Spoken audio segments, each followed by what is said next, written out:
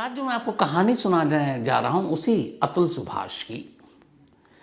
अतुल सुभाष ने न सिर्फ 1 घंटा 21 मिनट 46 सेकंड का पूरा वीडियो बनाकर पूरे देश और दुनिया को बताया कि वो क्यों ऐसा करने जा रहा है। 23 पन्नों का उसने जो नोट लिखा मरने से पहले, उसमें अपनी पूरी कहानी लिखकर दुनिया को बताकर गया कि वो क्यों और क्या करने जा रहा है। इसके अलावा उसने एक और पन्ना अपने घर की दीवार पर चिपका रखा था। एक दीवार पर 2 पेज A4 साइज के चिपके हुए थे। एक पे बड़ा बड़ा बोल्ड में लिखा हुआ था जस्टिस इज ड्यू, वो आपने देखा। ठीक उसके बराबर में एक पेज और दीवार से चिपका हुआ है, लेकिन उसमें बहुत ही छोटे छोटे वर्ड्स में, छोटे छोटे अक्षरों में कुछ चीजें लिखी हुई हैं और बाकायदा उस पेज को तैयार किया गया है। उसमें कॉलम भी है जिसे हम खाना कहते हैं, उसके ऊपर उसका एक हेडर भी है। तो जब तस्वीर आई उसके कमरे के अंदर की तो ये दिखाई नहीं दे रही थी कि ये है क्या। लेकिन फिर जब बेंगलुरु पुलिस ने वहां पहुंचकर उस पेपर को निकाला, क्योंकि वो एक एविडेंस है, फिर सारी चीजें देखी, तो पता है वो पेपर क्या था जो उसने दीवार पर चिपकाई। उस एक पेपर के जरिए उसने ये बताया कि मरने से पहले उसने 2 दिन तक क्या किया और उस 2 दिनों में उसने क्या क्या किया। तो ऐसी चीजें कि एक बंद कमरे के अंदर का राज आप किसी मतलब यूं ही एक तरह से आप आजमाएं या फिर एक तरह से अंदाजा लगाकर निकालें, लेकिन उसने ये मौका भी नहीं दिया किसी को कि आप पता करो कि मैंने कब क्या कैसे किया। उसने एक एक चीज आखिरी 2 दिनों की बाकायदा एक पेपर पर लिखकर पॉइंटर बनाकर और दीवार पर चिपका कर गया। और उसने वो सारी चीजें लिखी जो उसने आखिरी के 2 दिनों में किया, यानी 8 और 9 दिसंबर को। ये जो एक पेपर था, और ये पेपर जो आप देख रहे हैं उसी के दीवार पे चिपका हुआ ये पेपर है। इस पेपर के सबसे ऊपर उसने लिखा फाइनल टास्क बिफोर मुक्ति, मुक्ति से पहले के आखिरी काम। इसके बाद उस पेपर के नीचे उसने 3 क्राइटेरिया 3 हिस्सों में बांटा कि उसके ये 32 काम कौन कौन से हैं जो उसे करना है। और ये इसलिए उसने लिखा था ताकि वो भूल नहीं जाए, क्योंकि वो जो करने जा रहा है उसके लिए वक्त कम है और कोई भी चीज छूटनी नहीं चाहिए। तो इसने इन 32 कामों को 3 सेक्शन में बांटा, 3 हिस्से किए इसके। जो पहला हिस्सा उसका नाम रखा बिफोर लास्ट डे, आखिरी दिन से पहले, यानी ये तारीख थी 8 दिसंबर, क्योंकि 8 और 9 दिसंबर की रात या सुबह अर्ली मॉर्निंग उसने अपनी जान दी। तो पहला सेक्शन था बिफोर लास्ट डे। इसके बाद जो दूसरा हिस्सा था उसका नाम लिखा उसने लास्ट डे, और जो तीसरा हिस्सा था उसका नाम लिखा एग्जीक्यूट लास्ट मोमेंट। तो ये 3 हिस्से थे, बिफोर लास्ट डे और एग्जीक्यूट लास्ट मोमेंट। यानी उसे जो भी काम करना था इन्हीं 2 दिनों के अंदर ये सारी चीजों को करना था। और उस पर सबसे ऊपर उसने नाम लिख दिया था कि जो फाइनल टास्क बिफोर मुक्ति, मुक्ति पाने से पहले के आखिरी काम। अब सोचिए एक शख्स 1 घंटा 21 मिनट 46 सेकंड के वीडियो बनाकर अपने दर्द बयान कर रहा है, 23 पन्नों में उसको लिख रहा है, और फिर ये भी लिख रहा है अपने आप के लिए कि मुझे इस दुनिया को छोड़ने से पहले इन दिनों में कौन से 32 काम करने हैं। और एक और जगह वो लिखता है कि ये फैसला उसने कई महीने पहले कर लिया था कि उसे अपने आप को मार डालना है, लेकिन बहुत सारे ऐसे काम थे जो उसे लगा कि वक्त लगेगा, क्योंकि सरकारी काम में देरी होती है। तो सरकारी काम में देरी की वजह से उसके अपने काम में देरी होती गई, वरना उसने तो मरने का फैसला कई महीने पहले कर रखा था। ये खुद ही लिख कर गया। और उसने ये भी लिखा कि लेकिन अब मेरी देरी की वजह से मुझे नहीं लगता कि मेरे खिलाफ जाएगी ये चीज़ें। तो खैर ये सारी चीज़ें हो गई। अब 2 दिन 8 और 9 दिसंबर को अतुल ने क्या क्या किया, इसके लिए किसी सोर्स, किसी सूत्रों की ज़रूरत नहीं, किसी और की ज़ुबानी सुनने की ज़रूरत नहीं है। खुद अतुल छोड़ कर गया है। अब इस कहानी की शुरुआत होती है बिफोर लास्ट डे से, यानी आखिरी दिन से पहले। आखिरी दिन से पहले जो उसने लिस्ट बनाई, जो उसने टास्क बनाया बिफोर लास्ट डे, यानी मौत से पहले 8 दिसंबर का ये काम था जो 8 दिसंबर को उसने करना था। और इस टास्क की शुरुआत में जो पहला लाइन उसने लिखा टास्क, उसमें लिखा था इनिशिएट लास्ट डे, आखिरी दिन की शुरुआत। अब उसने लिखा, अब उसने जो पेपर में ये 32 टास्क लिखे थे उनके सारे आगे कॉलम बनाया था, और उस कॉलम में जो जो काम होते जा रहे थे वो या तो टिक लगाता था या डन लिखता था। तो अगर आप इस पेपर में देखेंगे तो सबसे नीचे से जो शुरू होता है, असल में ये नीचे से बिफोर लास्ट डे से शुरू हो रहा है, फिर लास्ट डे आता है और फिर एग्जीक्यूट लास्ट मोमेंट आता है। तो नीचे के 8 यानी बिफोर लास्ट डे, एक दिन जो पहले उसने काम किए, वो 8 टास्क थे उसके लिए, जो 8 काम करने थे, और उन सभी के आगे उसने डन डन डन डन लिखा कि ये हो गया। अब वो 8 काम कौन थे जो उसने बिफोर लास्ट डे चुना अतुल ने? वो 8 टास्क ये थे।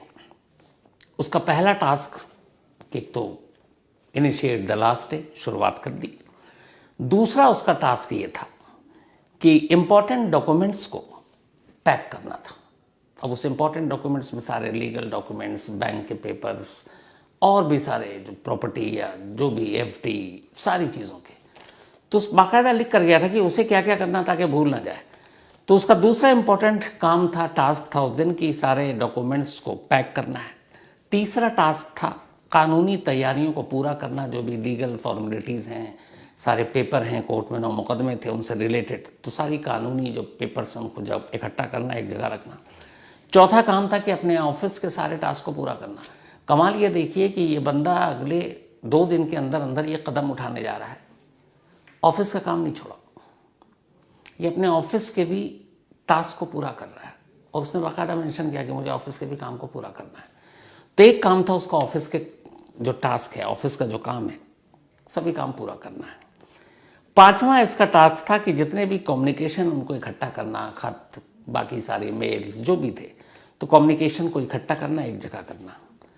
छठा काम था डेटा का बैकअप लेना, जो भी इसके डेटा थे, चाहे वो सारी वीडियोस, मेल, जो नोट लिखा उसने मरने से पहले, तो उन सब का एक डेटा बैकअप अलग से, ताकि कहीं डिलीट ना हो जाए या कहीं क्रैश ना हो जाए या कुछ और ना टेक्निकल प्रॉब्लम ना हो जाए, तो डेटा का बैकअप लेना। सातवां काम था छोटे मोटे काम को अंजाम देना, बहुत सारी ऐसी छोटी चीज़ें थी जिसको भी निपटाना था, उसने वो भी मेंशन किया, सातवां काम।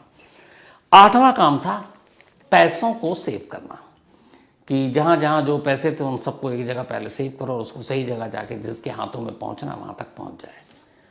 तो बिफोर लास्ट डे, मुक्ति से पहले के जो फाइनल टास्क थे, ये 9 दिसंबर की बात है, ये 8 दिसंबर का टास्क था, और उसने 8 दिसंबर को ये पूरे 8 टास्क पूरे किए अतुल ने।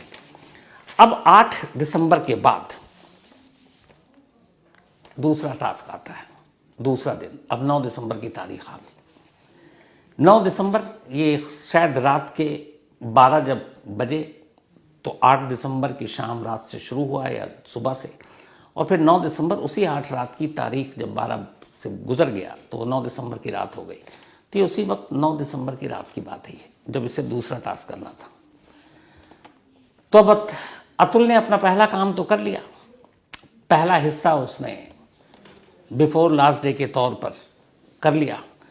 अब उसे दूसरे हिस्से को पूरा करना था, यानी last day. Before last day के 8 काम पूरे, अब लास्ट डे में उसने क्या क्या किया, दूसरा हिस्सा, वो अब लिखता है इसमें कि वो क्या क्या करने जा रहा है। तो बिफोर लास्ट डे के 8 काम पूरे, अब लास्ट डे आया। लास्ट डे को 2 हिस्सों में बांटा, एक लास्ट डे और एक आखिरी लम्हों से पहले के काम। लास्ट डे में उसे 10 काम करने थे पहले हिस्से में, आखिरी लम्हों को छोड़कर। तो उस 10 काम में उसने जो चुना था, जो उसे करना था, वो काम क्या क्या था? उसे पहला काम ये था कि पैसे चुकाने हैं। जितने भी लोग हैं जिनके कुछ बकाया या देने हैं, या जो घर पे मेड है या फिर कुक, जितने भी लोग हैं, तो उन सबके पैसे चुकाना है।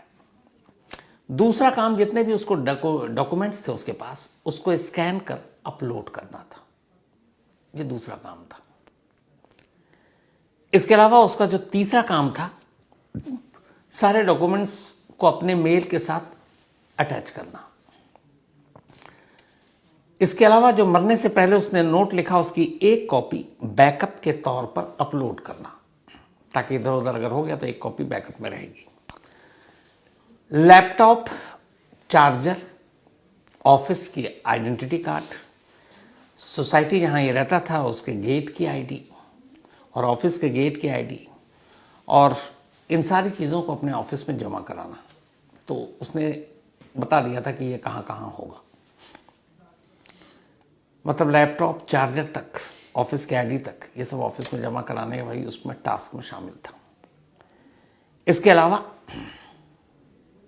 फंदा तैयार करना, ये भी उसने टास्क में लिखा था कि कैसे फंदा बनाना है। इसके अलावा अपने फ़ोन से फिंगरप्रिंट्स को हटाना। फ़ोन में होता है, आप लॉक अनलॉक करने के लिए फिंगरप्रिंट्स आजकल बहुत कॉमन है, तो फिंगरप्रिंट्स को हटाना और साथ ही साथ जो फेस रिकॉग्निशन है उसको भी हटा देना, ताकि फ़ोन अनलॉक ना हो, मतलब लॉक ना हो, अनलॉक रहे।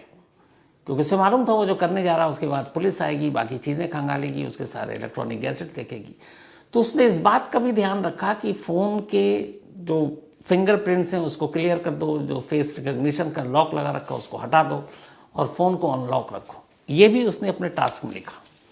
इसके अलावा छोटे मोटे कामों के और डेटा तैयार करना, और फिर वो वीडियो जो उसने बनाया 1 घंटा 21 मिनट 40 सेकंड का, उसे लाइव अपलोड करना। यानी लाइव अपलोड करने के कुछ देर के बाद अब आखिरी लम्हों के कुछ काम बचे थे। तो ये लास्ट डे का पहला हिस्से का काम था, जो कुल 10 काम थे। उसने ये 10 काम किए, 8 काम बिफोर लास्ट डे कर चुका था। अब आता है अतुल की जिंदगी के आखिरी लम्हों का काम, और वो आखिरी लम्हों के काम को अंजाम देकर फिर उसे अपना काम करना था। आखिरी लम्हों का जो उसने काम किया, जो काम लिखा, उसी मुक्ति के फाइनल टास्क बिफोर मुक्ति से, उसमें जो उसने शुरुआत किया तो पहली लाइन ही लिखी, डिस्ट्रॉय आई। ये पहली लाइन है, मतलब अब उसका शुरू हो चुका है फाइनल टास्क। डिस्ट्रॉय आई मतलब अब मैं अपने आप को बर्बाद करने जा रहा हूं। इसके बाद जो दूसरा काम था, जो उसने नोट लिखा मरने से पहले और वीडियो जो शूट किया मरने से पहले, इसको अलग अलग मेल ग्रुप में पब्लिश करना, लोगों को भेजा, जिसमें ये अटैच किया है कई सोशल मीडिया पर। उनमें आपके एलन मस्क भी है, और भी लोगों को किया है, हमारी प्रेसिडेंट है उनको भी किया है, एक मर्दों के हक के लिए लड़ाई लड़ने वाले एनजीओ है उसको भी किया है। तो ये टास्क था कि पहले इनको भेजना है ये सारे वीडियो और नोट्स। तो उसको अलग अलग ग्रुप में पब्लिश किया, अपलोड किया। इसके बाद वो अपने फैमिली को मैसेज भेजता है। उसने लिखा फैमिली को मैसेज देना। फैमिली के बाद लॉयर्स को मैसेज देना, जो उसके वकील उसके मुकदमों की लड़ाई कर रहे थे, वो मैसेज देना। इसके बाद अपने ऑफिस को मेल करना, आखिरी मेल। फिर सारे अटैचमेंट को चेक करना। ये छोटे छोटे पॉइंट सब लिखे हुए हैं कि सारे अटैचमेंट को चेक करना जो वो भेज रहा है। और इसके अलावा जो मैंने कहा कि वीडियो को लाइव अपलोड करना, तो और उसी के साथ नोट को भी अटैच कर देना। कोर्ट की कॉपी को भी मेल करना, जो उसके अलग अलग कोर्ट के केसेस चल रहे थे उनको करना। और फिर हाई कोर्ट, जो इलाहाबाद हाई कोर्ट है उसको, और सुप्रीम कोर्ट को ये सारी चीज़ें भेजना। उसने वो भी भेजा। इसके अलावा भेजे गए मेल का बैकअप भी लेना, ये भी वो लिख रहा है। सुप्रीम कोर्ट, हाई कोर्ट वो भेज चुका है। और फिर मेल का अटैचमेंट चेक करना कि ये सारी चीज़ें सारे लोगों को सही समय तक पहुंची हैं कि नहीं पहुंची। तो ये उसका लास्ट आखिरी लम्हों का काम था। लेकिन ये भी काम पूरा नहीं हुआ था, अभी कुछ काम और बाकी थे। अब उसने ये सारे काम कर लिए।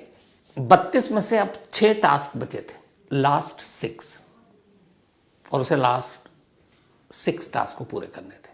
अब वो लास्ट 6 टास्क क्या थे? आखिरी लम्हों के इस आखिरी 6 कामों में उसने जो पहला काम लिखा वो ये था कि जो उसने मरने से पहले का अपना नोट लिखा है, उस नोट को 23 पन्नों के कमरे के टेबल पर ओपनली रखना, ताकि जो भी कमरे में घुसे उसको आसानी से वो नोट दिखाई दे। और जिसके ऊपर बड़ा बड़ा उसने लिखा था, जस्टिस इज ड्यू। तो नोट को टेबल पर रखना, ताकि उसे याद रहे, और ये सब ये लिखता जा रहा है। इसके बाद कमरे की चाबी, जो रूम की चाबी, उसे घर की चाबी है, उसको फ्रिज के ऊपर रखना, ये भी लिखा। बाइक की चाबी और कार की चाबी भी फ्रिज के ऊपर रखना। तो कमरे की चाबी, बाइक की चाबी, कार की चाबी फ्रिज के ऊपर रखना, ये भी उसने रख दिया। अब लगभग उसके सारे काम हो चुके थे। अब आखिरी के 4 काम बचते। उसने चाबी भी रख दी, सारे अपलोड कर दिया, सारे डाउनलोड कर दिया, सब लाइव कर दिया, नोट्स रख दिए, जिन जिनको मेल करना था, मैसेज करना था, सबको कर दिया। अब आखिरी लास्ट 4 काम बचे, और वो 4 काम क्या थे वो भी लिखा उसने। आखिरी 4 कामों की शुरुआत जो करता है, उसमें पहला काम था 108 बार शिव का नाम जपना। 108 बार वो शिव का नाम जपता है। इसके बाद वो कमरे की सारी खिड़कियां खोल देता है। ये उसके बाद आखिरी के 3-4 काम है। शिव का नाम जपा 108 बार, कमरे की सारी खिड़कियां खोल दी, लेकिन कमरे का दरवाज़ा बंद कर दिया। ये भी उसमें था, खिड़कियां खोलनी है, दरवाज़ा बंद करना है। ये सब करने के बाद अब वो बाथरूम जाता है। वहाँ जाने के बाद वो नहाता है। ये भी उसमें लिखा हुआ था। लास्ट टास्क जो रिटर्न में था इस 32 टास्क में, मुक्ति से पहले, उसका आखिरी टास्क यही था कि उसे बाथ लेना है, उसे मरने से पहले नहाना है। वो नहाता है, उसके बाद आता है, और फिर इसके बाद आगे की कहानी नहीं। ये जो टास्क है इसमें 8 जगह डन है, बाकी जगह टिक लगा हुआ है, यानी 32 काम उसने पूरे कर दिए। कायदे से उसने एक टास्क का इसमें जिक्र ही नहीं किया, और वो शायद 33वां टास्क था। 33वें टास्क का जिक्र उसने इसलिए नहीं किया क्योंकि उस 33वें टास्क को पूरा करने के बाद न वो उस पर टिक लगा पाता, ना आगे डन लिख पाता। क्यों? क्योंकि मुर्दे तो टिक लगा नहीं सकते, न मुर्दे डन लिख सकते। और अगर वो जीते जी टिक लगा देता और डन लिख देता तो फिर वो जीते जी होता। वो टास्क पूरा होने के बाद जो इसके पूरे खाने हैं, जो इसमें लिखे हुए हैं 32 के आगे, उसमें तभी उसने टिक लगाया और डन लिखा जब जब उसके सारे काम हो गए। तो एक अधूरे काम का वो पूरा करने से पहले ही न टिक लगा सकता था, ना ही वो उस पर डन लिख सकता था। इसीलिए 33वें काम का उसने मेंशन ही नहीं किया। आखिरी नहाने के बाद उसने बाकी चीज़ें लिखनी छोड़ दी। नहाने के बाद फिर वो कमरे में पहुंचता है और इसके बाद अपनी जान दे देता है। जैसे कि मुर्दा आदमी लिख नहीं सकता था, तो वो जीते जी न टिक लगा सकता था, न डन कर सकता था, और जो उसने किया उसके बाद तो मुमकिन ही नहीं था कि वो उस टास्क को भी पूरा दिखाता। तो एक टास्क उसने अधूरा छोड़ा था, लेकिन पूरा करके गया, और इतना सब कुछ करके गया कि उसके बाद उसे पता था दरवाज़ा बंद है, लेकिन चाबी कहाँ होगी। उसने की कार जो थी उसकी चाबी कहाँ होगी, दरवाज़ा कैसे खुलेगा, सब। और पुलिस के लिए जब आई तो पुलिस के लिए सबसे इजी केस था, इसलिए कि कमरे में घुसते ही पुलिस को वो तख्ती दिखी, वो पेपर दिखा, वो चिपका हुआ दिखा, वो नोट दिखा, वो वीडियो दिखा। पूरा देश उससे पहले ही लाइव अपलोड हो चुका था, और उसने सारी कहानी बताई और सारी चीज़ें भी बता दी। उसने ये तक कर दिया कि आखिरी लम्हों में मैंने क्या किया है, ये भी दीवार पर लिख के जा रहा हूँ। तो उसने अपने नोट में 12 ख्वाहिशें बताई थी कि उसकी 12 ख्वाहिश क्या होगी, वो भी लिखा, बोला भी वीडियो में। और आखिरी 2 दिन में वो क्या कर रहा था, वो आखिरी 32 काम भी लिख गया। तो इससे इजी केस पुलिस के लिए क्या हो सकता है।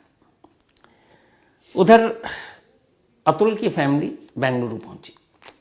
बेंगलुरु में ही बॉडी सौंपी गई। वहीं बेंगलुरु में अंतिम संस्कार हुआ।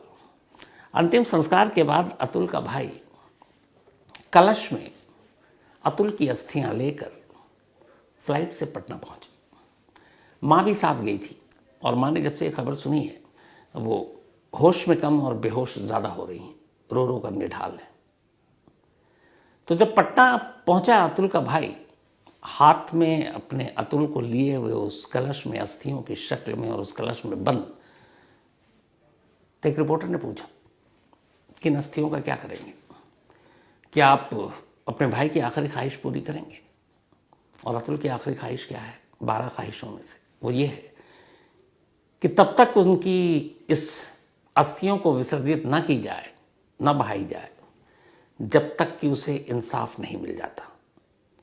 और अगर इंसाफ नहीं मिलता तो फिर किसी अदालत के बाहर के गटर में इसे बहा दिया जाए। तो रिपोर्टर ने सवाल पूछा कि आप इस अस्थियों का क्या करेंगे? भाई ने जवाब दिया, इन अस्थियों को हम सहेज कर रखेंगे क्योंकि भाई की ख्वाहिश है, और इंतज़ार करेंगे, इंसाफ का इंतज़ार करेंगे, अदालत का और उस फैसले का, और तब फैसला करेंगे कि अतुल की इन अस्थियों का क्या करना है। फिर सवाल हुआ कि अगर अदालत फैसला हक में न दे पाए तो? इसका जवाब देने की मतलब एक तो अजीब सा ये सवाल था और इसकी हिम्मत भी शायद नहीं कर पाए। लेकिन ये सवाल है सोचने वाली कि सहेज कर तो अब रखेंगे। अब अतुल एक कलश में अस्थियों की शक्ल में अपने घर पहुंच चुका है, समस्तीपुर बिहार। अब कितने दिनों तक उस कलश में कैद होकर वो अपने घर पर रहेगा? जब तक रहेगा माँ बाप, पूरा परिवार उसी गम में रहेगा। लेकिन अगर इंसाफ मिला तो ठीक, न मिला तो क्या? इसलिए यह सवाल है कि एक तरफ बेटे की आखिरी ख्वाहिश है और दूसरी तरफ माँ बाप और भाई है। कोई भी परिवार जो ख्वाहिश अतुल ने जताई है, क्या इंसाफ न मिलने की सूरत में वो कर पाने की हिम्मत रखेगा? क्या कोई अपने हाथों से अपने बेटे की अस्थियों को किसी गटर में बहाने की हिम्मत करेगा? अजीब सवाल है, लेकिन है। तो दुआ तो यही है कि कम से कम उसकी ये ख्वाहिश ज़रूर पूरी हो, उसे इंसाफ मिले, ताकि एक हम जो इंसान जिस दुनिया में रहते हैं, जैसे जन्म लेते हैं, जैसे मरते हैं, मरने के बाद की कुछ रस्में होती हैं और वो इसलिए होती हैं ताकि आत्मा या रूह को सुकून मिले, वो हर एक का हक है, अतुल का भी हक है। तो कम से कम उसकी आत्मा को तो सुकून मिले। और परिवार से भी ये एक बड़ी सज़ा है परिवार के लिए कि वो कैसे कर पाएंगे। तो परिवार को भी ऊपर वाला इस इम्तिहान से निकाले, रास्ता आसान करे और उन अस्थियों को उसकी सही जगह मिले।